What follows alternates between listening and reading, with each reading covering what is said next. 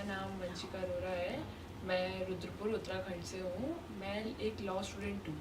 तो गुरुजी, एक विद्यार्थी होने के नाते मेरा यह प्रश्न है कि पढ़ाई और आध्यात्मिकता को साथ लेके कैसे चले हम स्टूडेंट्स। वंशिका बाबू, आपका बहुत सुंदर सवाल है, क्योंकि आप लॉ की छात्र हो। आने वाले समय में आप जुडिशरी पास आउट करोगी, जज बनोगी, और ACGM से लेकर के आप चीफ जस्टिस तक जा सकती हो। छोटी उम्र है अभी तुम्हारी, तो भगवती की कृपा तुम्हारे ऊपर हो, माई का आशीर्वाद तुम्हें मिले और आप जुडिशरी में खूब आगे जाओ।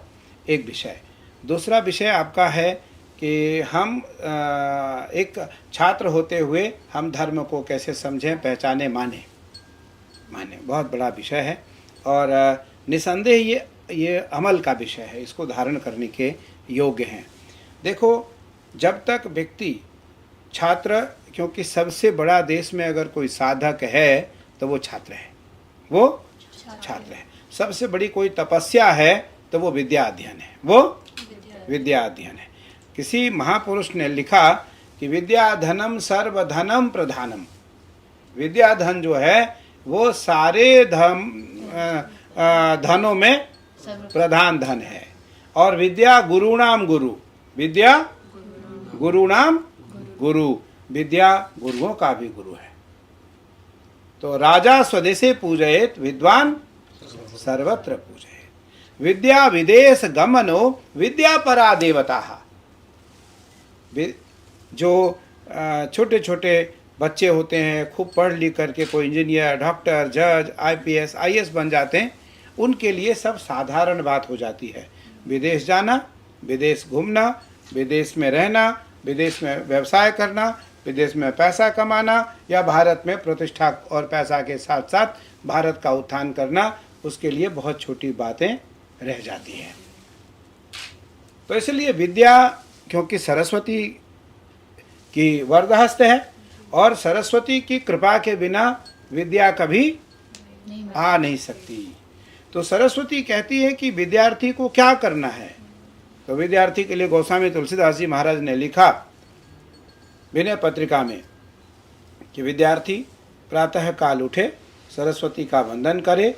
सरस्वती अर्थात पुस्तक, सरस्वती अर्थात पुस्तक, जो भी पुस्तक आपका हो, या वो इंग्लिश का हो, या वो संस्कृत का हो, या वो हिंदी का हो, या वो गणित का हो, कोई भी, या वो लॉ का पुस्तक हो, कोई भी पुस्तक हो, संस्कृत भाषा हो, अंग्रेजी हो, अन्य कोई भाषा हो, सारी भाषा की जननी सरस्वती है।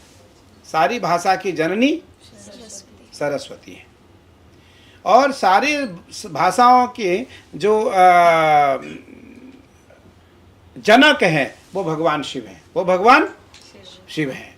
नृत्तावसाने नटराज राजौ, नृत्तावसाने नटराज राजौ, ननाद ढक्काम नव पंचवारम, उद्धर्तु कामाः सनकादिसिद्धान्, एतद् विमर्शे शिव सूत्र जालम।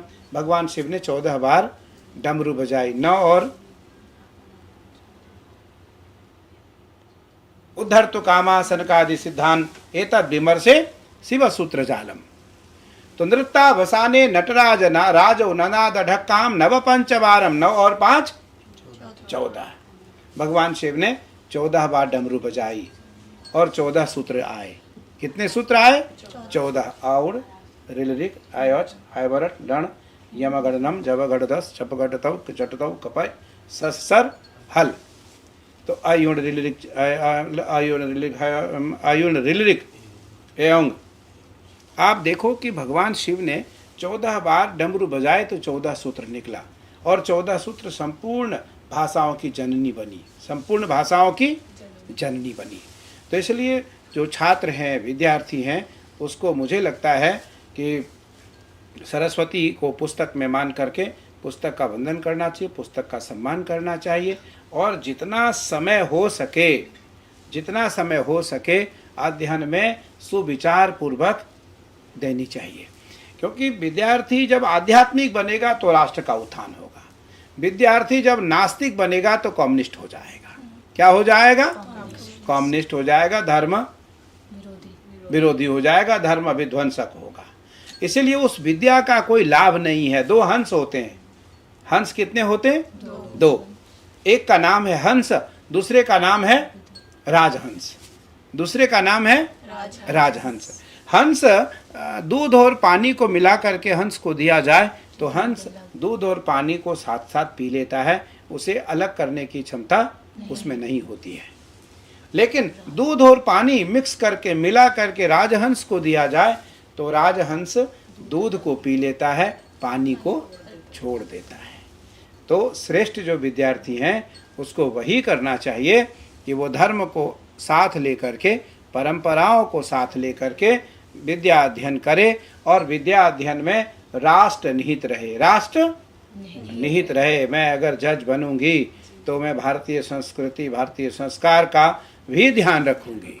ऐसा नहीं है कि मैं जज बन करके मैं परंपराओं को छोड़ दूंगी, मैं नास्तिक हो जाऊंगी। समान भाव रहे, न्यायिक परंपरा में समान दृष्टि रहे, हमारे लिए सब समान होगा, लेकिन धर्म सर्वोपरि होगा। धर्म सर्वोपरि होगा, धर्म से ऊपर कोई नहीं होगा। इसलिए भारतीय संस्कृति जिस प्रकार से हमारे सनातन परंपरा में भगवा ध्वज है और राष्ट्रीय परंपरा में राष्ट्रीय ध्वज है, राष्ट्रीय ध्वज से ऊपर कुछ है नहीं। भगवा परंपराओं में, संन्यास परंपराओं में भगवा ध्वज से ऊपर कोई ध्वज नहीं है। तो इसलिए हमारे लिए राष्ट्रीय परंपराओं में राष्ट्र हमारे लिए सर्वोपरि है, राष्ट्र से ऊपर कुछ भी नहीं है।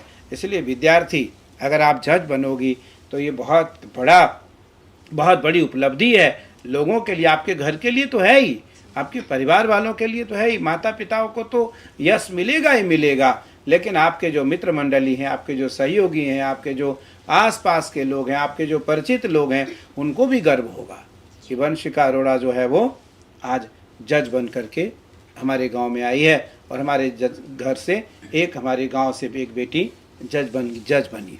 तो निसंदेह परंपराओं को धारण करते हुए अगर हम अध्ययन करते हैं, बड़े स्थान पर जाते हैं, बड़े पद पर जाते हैं, तो स्वयं के साथ साथ राष्ट्र, गांव और राज्य का भी हम उत्थान कर सकते हैं। इसलिए विद्या अध्ययन के साथ साथ धर्म को मानना, समझना और जानना अत्यंत आवश्यक है।